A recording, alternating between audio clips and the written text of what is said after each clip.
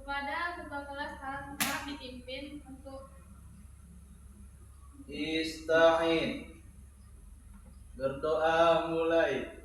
Bismillahirrahmanirrahim. Rabbis shrahli sadri wa yassir li amri wahlul 'uqdatam min lisani yafqahu qawli. Rabbi zidni ilma warzuqni fahma ya arhamar rahimin. selanjutnya untuk meningkatkan rasa cinta nasionalisme kita kepada tanah air, marilah sama-sama kita melakukan lagu Indonesia Raya. Mulai. Indonesia tanah airku, tanah tumpah darahku. Bisa. Jadi anak-anak, materi kita sebelumnya itu kan membahas tentang turunnya wahyu. Di mana wahyu pertama kali turun anak-anak? Di Gua Hira. Selanjutnya kita akan membahas tentang Isra Mi'raj. Nah, sebelumnya Ibu mau bertanya, apakah ada dari anak-anak yang tahu apa itu Isra dan Mi'raj? Tidak, Ibu. Jadi Isra dan Mi'raj ini merupakan dua peristiwa besar penting dalam Islam. Ini merupakan mukjizat terbesar yang pernah ada dalam sejarah Islam. Jadi Isra ini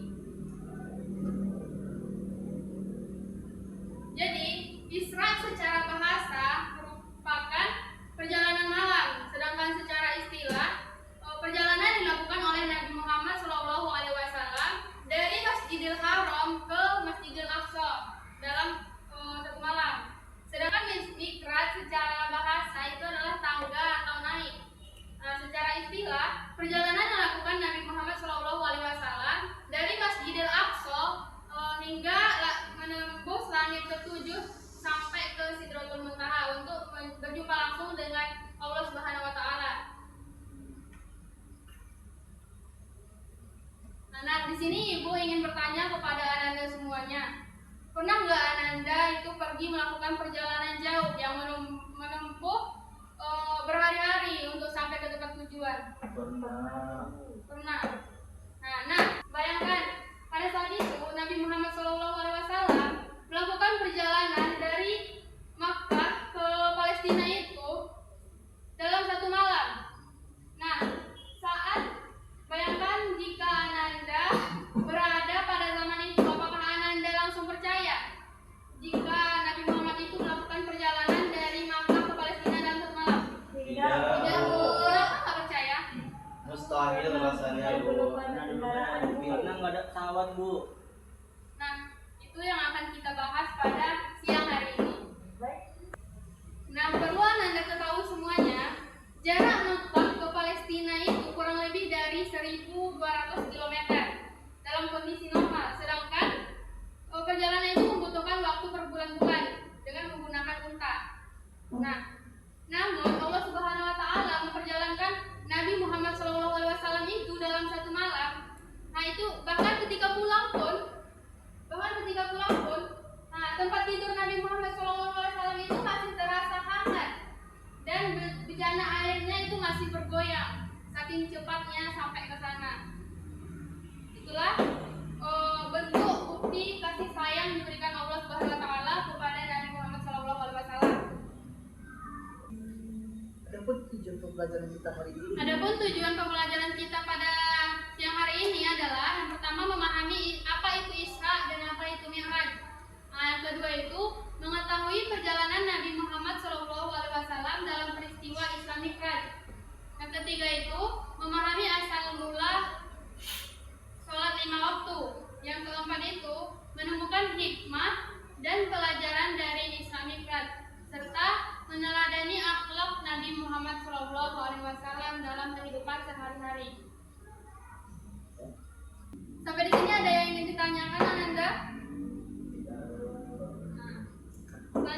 kita masuk ke kapan terjadinya Isra Mi'raj ini. Ada yang tahu? Jadi sebagian ulama berpendapat Isra Mi'raj ini terjadi pada tanggal 27 Rajab, tepatnya pada tahun 621 sampai dengan 622 Masehi. Dan itu dilakukan sebelum Nabi berhijrah dari kota Mekah ke Madinah. Pernah nggak ada di tempat Anda itu orang yang merayakan atau memperingati 27 Rajab? Pernah. Nah, itulah bentuk penghormatan kita. Nah, Ibu adalah satu lagu nih supaya Anda mudah mengingat tentang kapan terjadinya Isra Mi'raj ini. Kalau ada Anda yang tahu nyanyiannya, itu Ibu ya. Iya, Bu. Mohon didengarkan baik-baik ya Nanda. Nanti Ibu akan tanya isi dari lagu itu apa. Di suatu malam Di bulan Rajab, Allah memanggil Nabi Muhammad untuk menerima wahyu salat sehari semalam 17 rakaat dari Masjidil Haram ke Masjidil Aqsa, dari Masjidil Aqsa ke Sidratul Muntaha.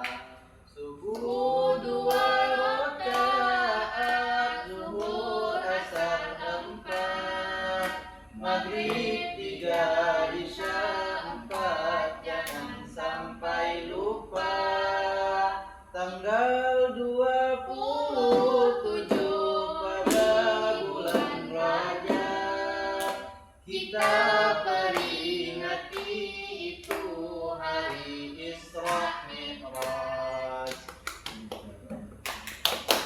tanggal berapa Nanda? 27 Rajab, Bu. Dari Masjidil Haram ke Masjidil Aqsa. Aqsa. Jadi selanjutnya, untuk memahami betapa istimewanya Isra Mi'raj ini, kita perlu memahami kondisi Nabi pada masa itu. Jadi pada masa itu dikenal dengan Al-Hud atau yang disebut dengan tahun duka cita. Mengapa dinamakan dengan tahun duka cita? Itu karena waktu dalam berdekatan Nabi mengalami 2 kehilangan orang yang dicintainya. Yang pertama itu Nabi kehilangan istri tercinta dan pendukung utama, yaitu Siti Khadijah radhiyallahu anha.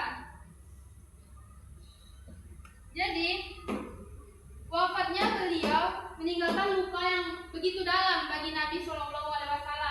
Selanjutnya wafatnya Abu Thalib, yaitu paman sekaligus pelindung Nabi SAW. Jadi sebelum perjalanan dimulai, Nabi SAW itu duduk termenung di dekat Hijr Ismail, yang mana Hijr Ismail ini terletak di Masjidil Haram dekat Ka'bah.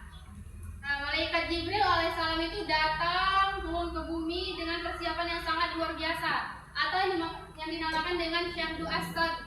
Nah, di sana malaikat Jibril itu membelah dada Nabi, kemudian mengambil hati Nabi, dan kemudian hati Nabi itu dibersihkan dengan air Zam-Zam dalam sebuah bejana emas. Kemudian hati Nabi itu diisi dengan keimanan dan hikmah yang sangat penuh. Hati itu diletakkan kembali seperti semula. Jadi peristiwa pembelahan dada ini juga pernah terjadi saat Nabi masih kecil. Saat itu masih diasuh oleh Halimah As-Sa'diyah. Adakah Anda yang tahu siapa ibu Halimah As-Sa'diyah? Ibu susu Nabi. Bagus. Selanjutnya kita akan bertanya-tanya, apa tuh kendaraan yang ditunggangi Nabi? Nggak mungkin juga unta kan? Untuk menuju ke Sidratul Muntaha. Nah, di sini Allah sudah menyiapkan kendaraan ajaib khusus untuk perjalanan Isra dan Mi'raj Nabi Muhammad SAW. Jadi berdasarkan hadis-hadis sahih itu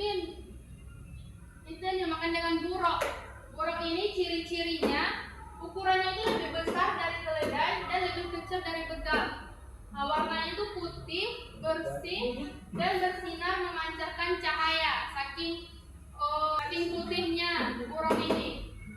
Selanjutnya itu kecepatan ini 1 langkah kakinya Ananda sejauh mata memandang. Bayangkanlah. Selanjutnya disinilah dilakukan perjalanan Isra. Isra itu dari mana Ananda? Mekah. Mekah ke Madinah. Palestina. Jadi dalam perjalanan ini Nabi singgah di beberapa tempat bersejarah. Yang pertama itu ada di Yasrib, Madinah. Jadi di Yasrib ini Nabi singgah kemudian melaksanakan sholat. Kemudian Nabi melanjutkan perjalanan dan singgah di Bukit Tursiya. Nah, hal ini tempat bersejarah yang dimana Nabi Musa alaihissalam itu pernah menerima wahyu dan langsung berbincang-bincang dengan Allah Subhanahu wa taala. Kemudian Nabi melanjutkan perjalanan lagi dan singgah di Bethlehem. Nah, Bethlehem ini adalah tempat kelahirannya Nabi Isa alaihissalam.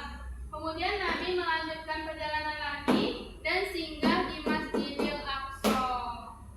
Seluruh para nabi dan rasul yang Allah Subhanahu wa taala telah kumpulkan itu menyambut kedatangan Nabi Muhammad SAW. Kemudian terjadilah peristiwa yang sangat luar biasa. Apa itu peristiwanya Nanda? Malaikat Jibril azan, kemudian beriqomah, lalu seluruh para nabi dan rasul mulai dari Nabi Adam sampai dengan Nabi Isa alaihissalam itu berbaris rapi di belakang sebagai makmum. Dan yang jadi imam adalah Nabi Muhammad SAW. Setelah melaksanakan sholat, Malaikat Jibril menawarkan 2 minuman kepada Nabi Muhammad SAW. Itu ada minuman susu 1 dan khamar 1. Lalu Nabi Muhammad SAW itu memilih susu dan Malaikat Jibril berkata, "Engkau telah memilih fitrah wahai Nabi. Seandainya engkau memilih khamar, maka umatmu akan sesat." Jadi setelah Isra itu berlanjut ke babak yang paling menakjubkan, yaitu dari Masjidil Aqsa ke Sidratul Muntaha. Di setiap lapisan langit, kan itu ada 7 lapis langit yang akan ditembus ke Sidratul Muntaha. Di setiap lapis langit Nabi berjumpa dengan setiap nabi-nabi terdahulu. Di langit pertama Nabi Muhammad SAW itu berjumpa dengan Nabi Adam alaihissalam. Siapa dianya Nabi Adam ini? Nabi Adam ini adalah nenek moyang dari seluruh umat manusia. Kemudian Nabi melanjutkan perjalanan dan di langit kedua itu Nabi berjumpa dengan Nabi yang bersepupu. Siapa dianya? Nabi yang bersepupu?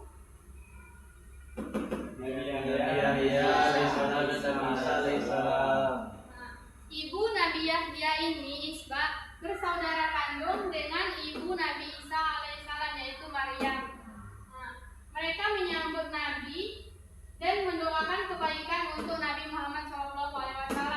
Kemudian Nabi melanjutkan perjalanan dan sampai ke langit ketiga. Di langit ketiga itu Nabi berjumpa dengan Nabi Yusuf alaihissalam.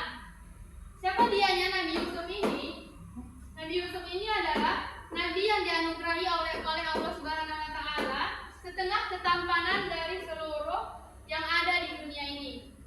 Bayangkan seberapa tampan Nabi Yusuf alaihissalam Ananda.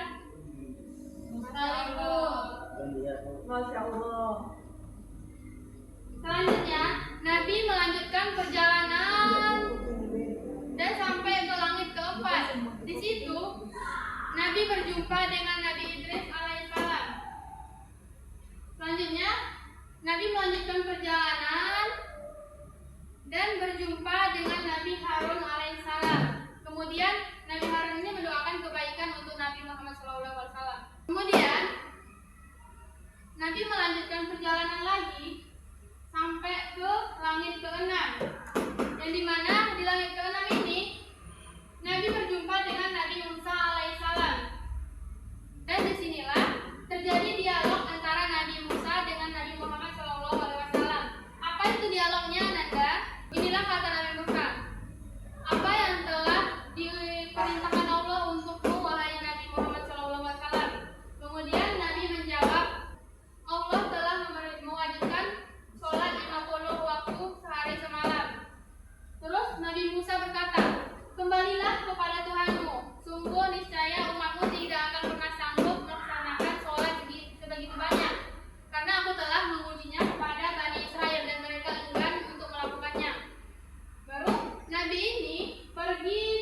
ke Sidratul Muntaha untuk berjumpa dengan Allah SWT dan meminta kurang sholat yang 50 ini.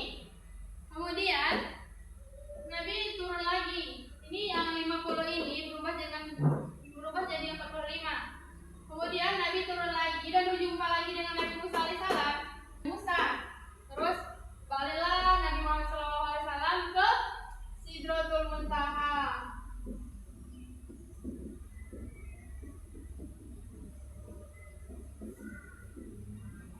Lalu dikurangi lagi jadi 40.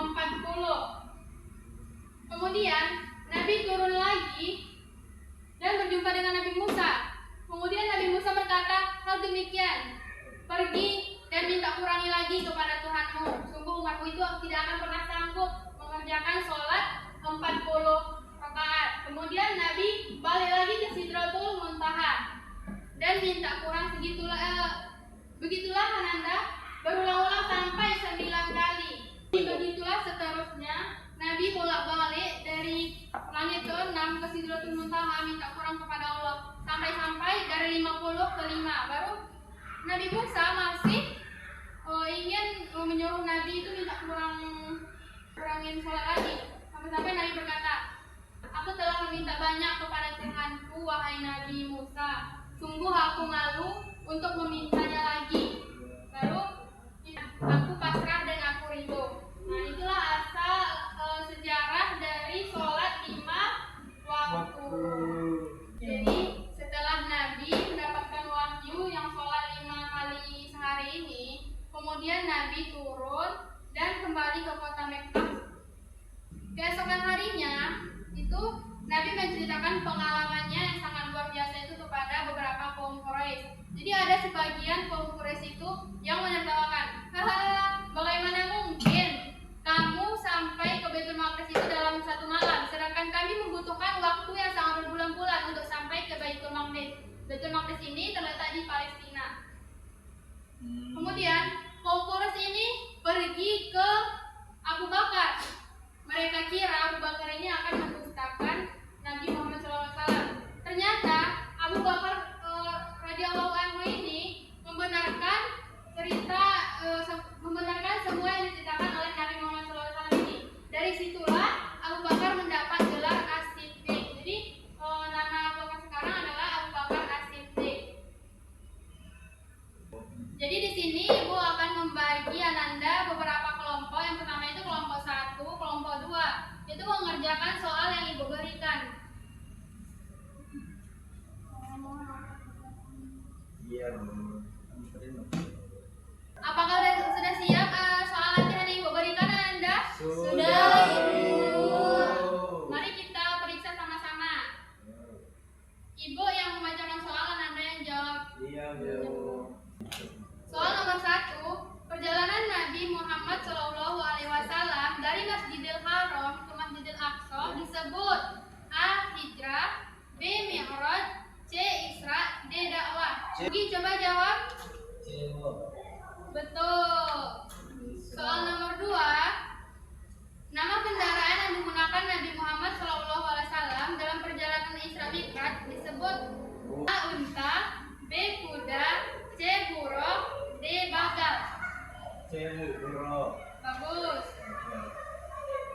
Soal nomor 3, di Masjidil Aqsa Nabi Muhammad SAW bertindak sebagai A. makmum, B. imam, C. muadzin, D. khatib. Apa itu jawabannya, Ananda Yuda? B, Bu.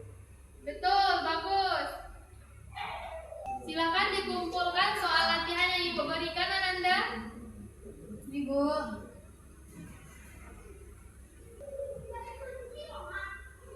Siapa yang dapat menyimpulkan pembelajaran kita pada siang hari ini? Coba angkat tangan, Ananda.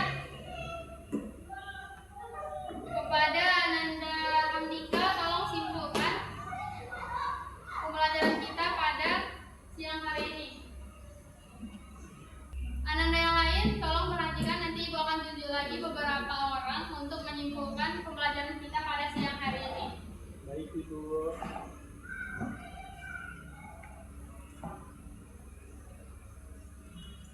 Baik, Bu. Saya menyimpulkan Isra Mi'raj adalah perjalanan luar biasa yang Allah SWT. Kepada saudara Ananda Harpa, tolong simpulkan lagi apa yang dibilang saudara Handika. Baik Bu, kan ini materi kita Isra Mi'raj Bu. Jadi Rasulullah melakukan perjalanan dari Masjidil Haram Bu. Jadi anak-anak, dari pembelajaran kita hari ini dapat kita simpulkan bahwa Isra Mi'raj itu adalah perjalanan yang luar biasa yang diberikan Allah Subhanahu wa taala kepada Nabi Muhammad SAW. Jadi melalui peristiwa Isra Mi'raj inilah Nabi Muhammad SAW menerima perintah sholat 5 waktu. Sebelum kita mengakhiri pembelajaran hari ini, mulai hari ini kita membuat komitmen sederhana untuk menjadi pribadi yang lebih baik. Semoga apa yang kita pelajari hari ini tidak hanya kita ingat, tetapi juga dapat kita amalkan dalam kehidupan sehari-hari. Apakah ada yang ditanyakan, Ananda? Tidak, Ibu. Baiklah, Ibu akan memberikan tugas untuk minggu depan. Minggu depan dikumpul ya. Iya, Ibu. Sampai inilah pembelajaran kita pada siang hari ini. Apabila ada kata-kata Ibu yang salah, mohon dimaafkan. Ibu akhiri dengan bacaan Alhamdulillah. Alhamdulillahirabbil alamin. Kepada ketua kelas harap dipimpin doa. Allahumma wa bihamdika asyhadu an la